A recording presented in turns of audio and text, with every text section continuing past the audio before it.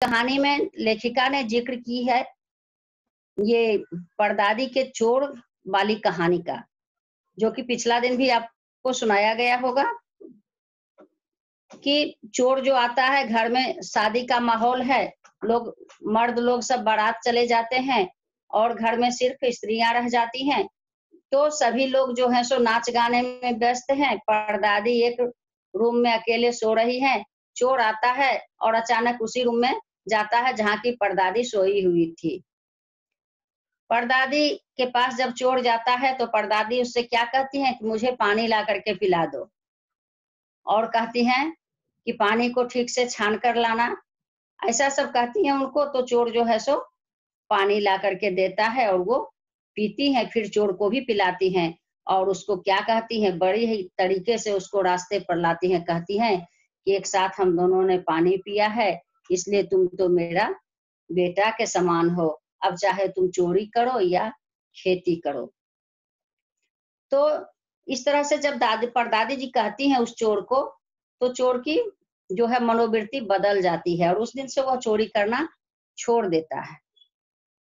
अब लेखिका बताती हैं अपनी माँ के बारे में।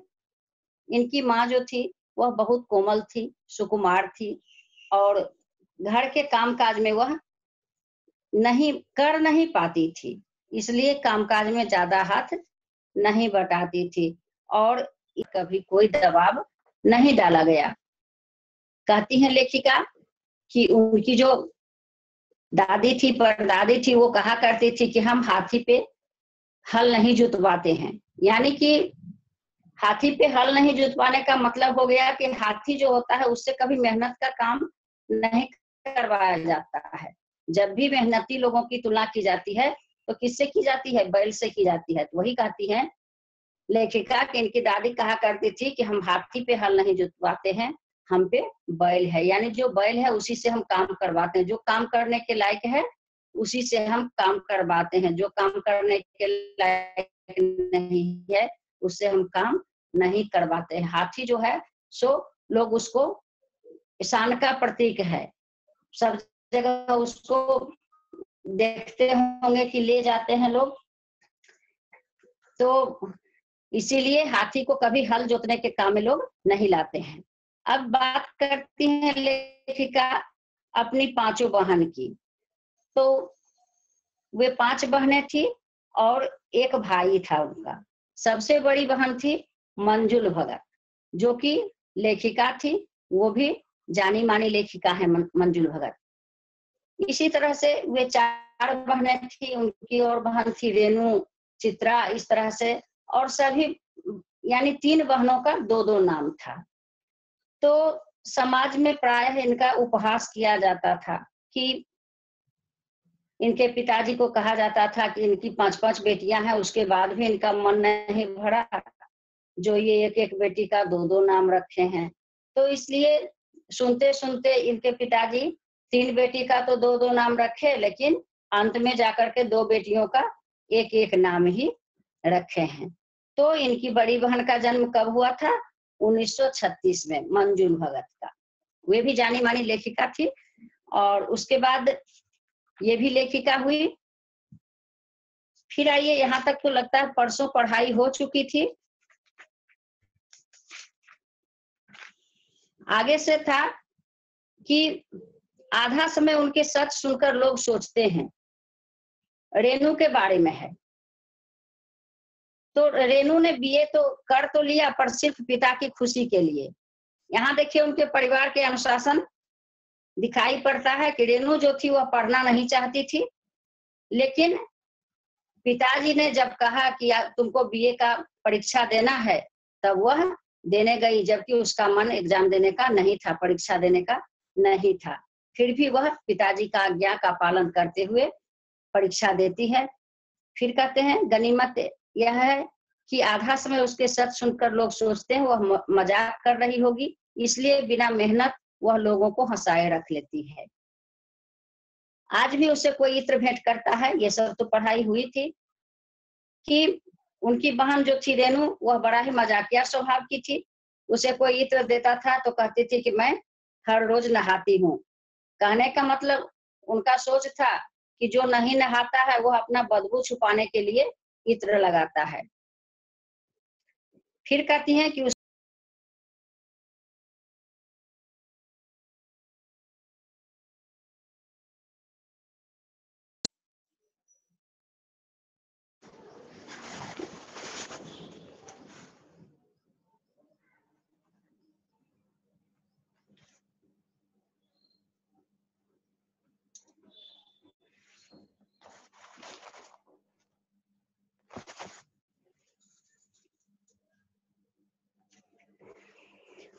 उस बहन के बारे में लेखिका कहती हैं कि एक नजर में ही वह लड़का पसंद कर लिया और उससे शादी करने का भी निर्णय ले लिया। फिर क्या था, मुश्किल थी कि हमारे माँ बाप ही नहीं, खुद लड़का भी उसके निर्णय से वाकिफ नहीं था। जिससे शादी करनी थी वह लड़का भी नहीं जानता था कि हमसे शादी होगी इस लड़की की, पर उसका कहना था वह जो सोच लेती है करके रहती है, तो उसकी शादी उसी लड़के से हुई। कोई मुश्किल पेश नहीं आई। आती क्यों? उसने कहा, मैंने पहली मुलाकात में ही उसे बतला दिया था कि मैं जो सोच लेती हूँ होकर रहता है, तो उसने बात आगे खींची ही नहीं, पहली मुलाकात में ही हथियार डाल दिए। इन पंक्तियों में लेखिका की बहन रेणु जो है, उनके जिद्दीपना का स्वभाव झलकता है। और क्या कहती हैं कि हमने एक नजर में जिसको पसंद कर लिया और जो वो कहती थी वो करती थी, और लड़का से भी वह बता दी थी कि मैं सोच ली हूँ तुमसे शादी करने का तो मैं करूंगी। और उनके स्वभाव की यह एक खासियत थी कि जो वह बोल देती थी वह करती ही थी, इसलिए शादी का होना निश्चित था। अब कहती है लेखिका कि हम में सबसे छोटी बहन अचला काफी दिनों तक कुछ कम खिसकी मालूम पड़ती रही। इनकी बहन अचला जो थी वो पिता का कहा मानकर पहले अर्थशास्त्र किया, फिर पत्रकारिता में दाखिला लिया, ढंग से पढ़ाई की, पास हुई, फिर पिता के पसंद से शादी कर ली। यानी अचला जो थी वह पिताजी के अनुसार चल रही थी, जैसे जैसे पिताजी ने कहा वैसे वैसे वो करती गई। उसके आगे लिख पढ़ नहीं चल पाई, घर बार में मन ज्यादा रुचा नहीं, और मंजुल और मेरी तरह उम्र के 30 बरस पार करके ही लिखने का रोग लगा लिया। उसके बाद क्या हुआ, उनका भी मन जो है सो घर बार के काम में नहीं लगा, अंत में वह भी लेखिका बन गई। एक बात हम में एक सी रही, घर बार को परंपरागत तरीके से हमने भले न चलाया हो, उसे तोड़ा भी नहीं, शादी एक बार की और उसे कायम रखा। क्या कहती है लेखिका कि भले ही हम लोग परंपरागत तरीके से घर को नहीं चलाया, लेकिन कभी शादी को टूटने भी नहीं दिया, उसे बरकरार रखी। चाहे तलाक के कगार पर खड़ी चली हो, पर कगार तोड़ डूबी नहीं। क्या कहती हैं, यहाँ वह अपने पर्सनल लाइफ के बारे में कहती हैं कि भले ही तलाक के कगार पर आ जाए, लेकिन जिंदगी, लेकिन उसे कभी डूबने नहीं दी, यानी तलाक होने नहीं दी। अनबन होती थी लेकिन तलाक नहीं होता था।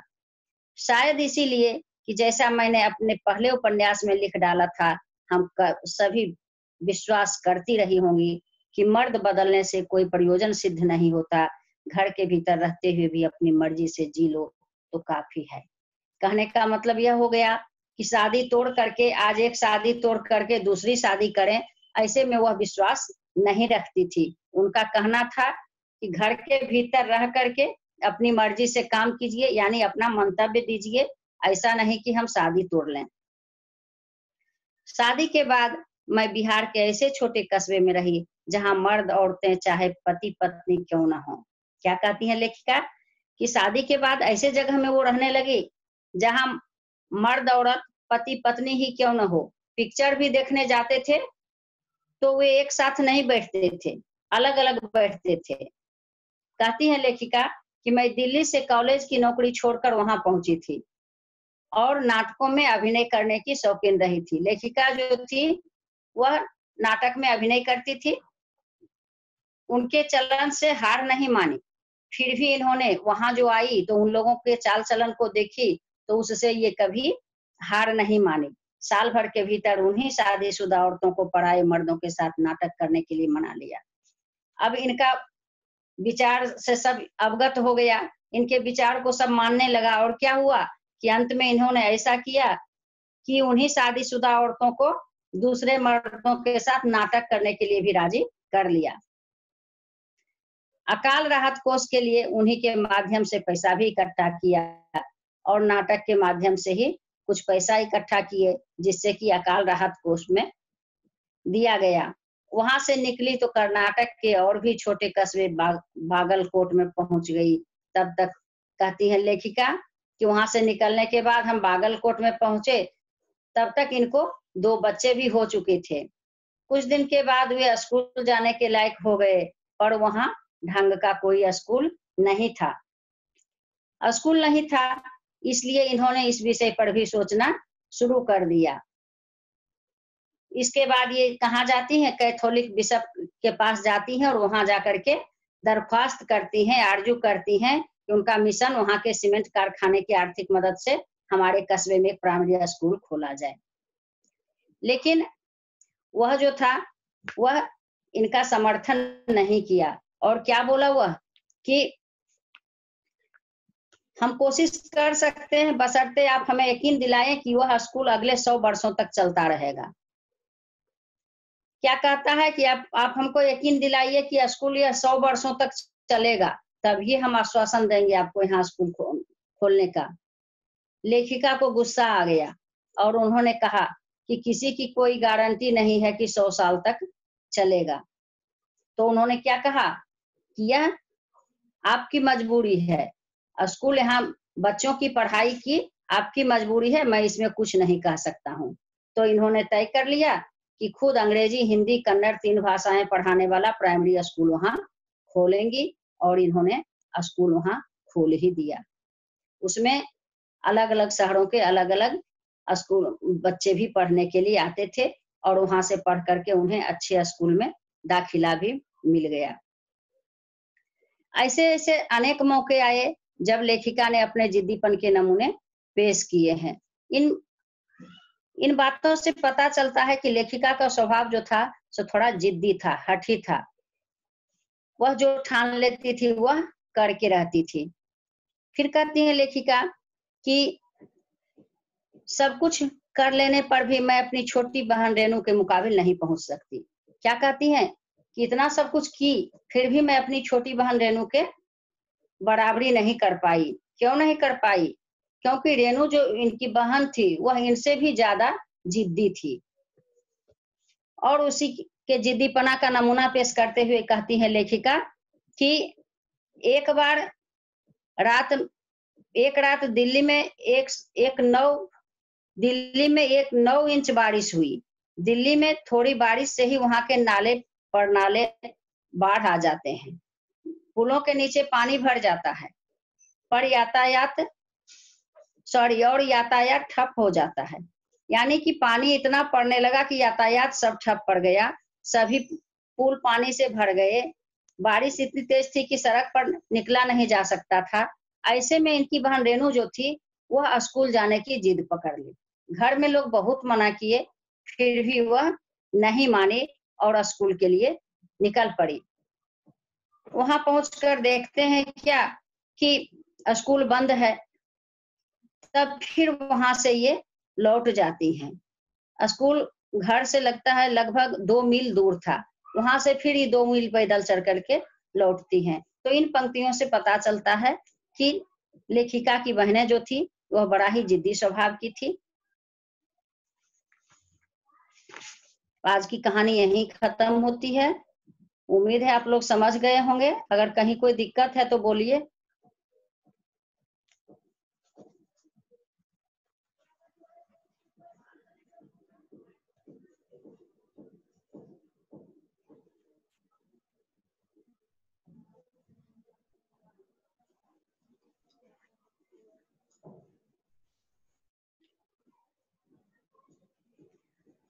किसी को कोई दिक्कत है? अगर म्यूट किया गया है तो आप लोग मैसेज कर दीजिए, मैसेज कीजिए।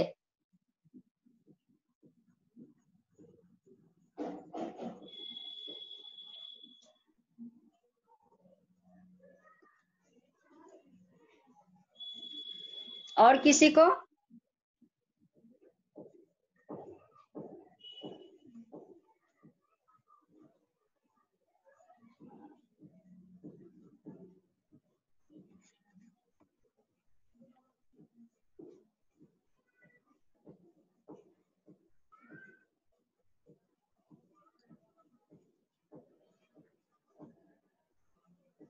और किसी को कोई दिक्कत?